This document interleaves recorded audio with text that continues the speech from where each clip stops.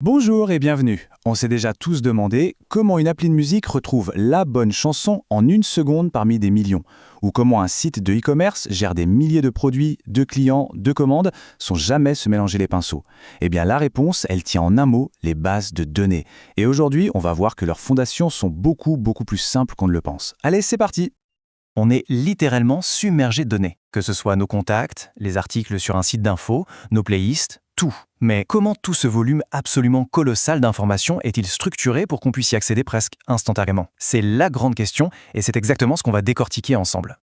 En fait, la solution se cache dans un objet que tout le monde connaît par cœur. Si on met de côté toute la complexité technique, il suffit de penser à quelque chose de tout bête, une simple liste de contacts sur un téléphone.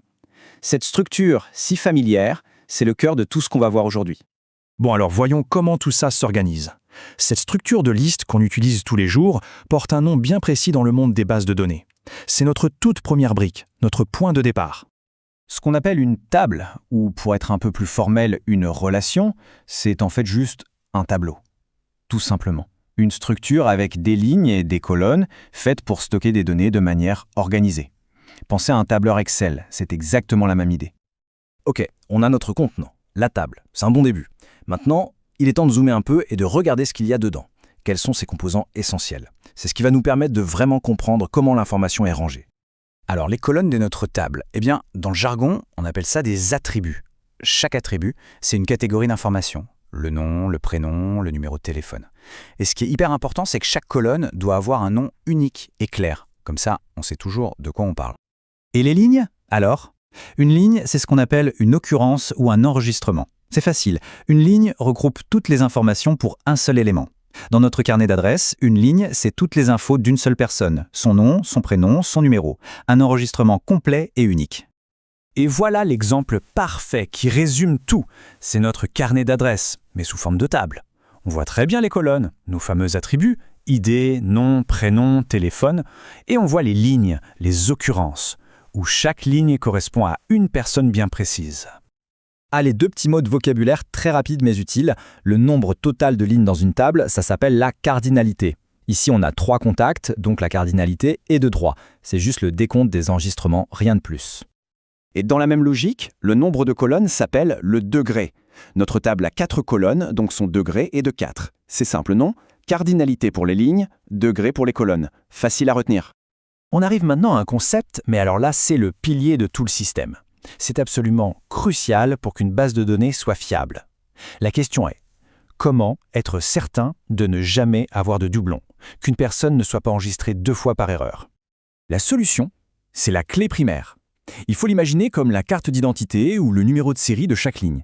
C'est une colonne spéciale dont la valeur doit être absolument unique pour chaque enregistrement. Ça nous garantit qu'on peut retrouver n'importe quelle ligne sans la moindre hésitation, sans aucune ambiguïté. Et ça, cette règle, elle est gravée dans le marbre, elle est non négociable. S'il y a une chose à retenir, c'est ça. La valeur d'une clé primaire est unique. Point. C'est ce qui empêche toute la structure de s'effondrer et de devenir un chaos de données incohérentes. Et ce qui est génial, c'est que des clés primaires, en fait, on en croise partout, tous les jours, sans même y penser. Le numéro d'immatriculation d'une voiture, c'est une clé primaire, ça identifie une seule voiture. Le code barre d'un produit, pareil. Le numéro d'étudiant, évidemment. Ce sont des identifiants uniques du monde réel. Bon, notre table est bien structurée, chaque ligne est bien unique, c'est top, mais on peut encore la rendre plus solide, plus intelligente. On peut par exemple définir des règles très précises sur le genre d'informations que chaque colonne a le droit de contenir. C'est le rôle de ce qu'on appelle les types de données. Pour chaque colonne, on va dire « Attention, ici je ne veux que des chiffres » ou là, c'est une date, ou ici c'est du texte. Par exemple, pour du texte, on peut choisir une longueur fixe, disons pour un code postal qui a toujours la même taille, ou une longueur variable pour un nom de famille, ce qui est plus malin pour économiser de l'espace. Une dernière question. Comment on fait pour relier des informations qui sont dans des tables différentes? Par exemple, comment lier un étudiant à la liste des cours auxquels il est inscrit? C'est là qu'intervient la clé étrangère. L'idée est toute simple. On prend la clé primaire d'une table, comme l'ID de l'étudiant, et on la recopie dans une colonne de la table des inscriptions. Et voilà, on vient de créer un pont, un lien logique entre les deux tables. On a couvert les bases. Pour être sûr que tout soit bien clair, on va finir par un petit récapitulatif du vocabulaire. C'est vrai que l'un des pièges quand on débute, c'est que plusieurs mots différents sont souvent utilisés pour dire exactement la même chose. Mettons ça au clair une bonne fois pour toutes. Voici donc le kit de survie du vocabulaire. Que l'on dise table, entité ou relation, On parle bien de la même chose, le grand tableau qui contient les données. Pour les colonnes, on entendra attribut ou champ. Et enfin, pour une ligne, on pourra dire occurrence, enregistrement ou même tuple.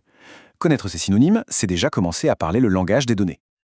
Et voilà, les fondations sont posées. On sait maintenant comment structurer l'information de manière propre, logique et robuste. Mais avoir une belle structure, bien rangée, c'est bien. Pouvoir lui parler, c'est encore mieux. La prochaine étape, c'est de découvrir comment on peut poser des questions à ces données. Comment les filtrer, les trier, les combiner. Ah, c'est là que la vraie magie commence. Et ce sera le sujet de notre prochaine explication.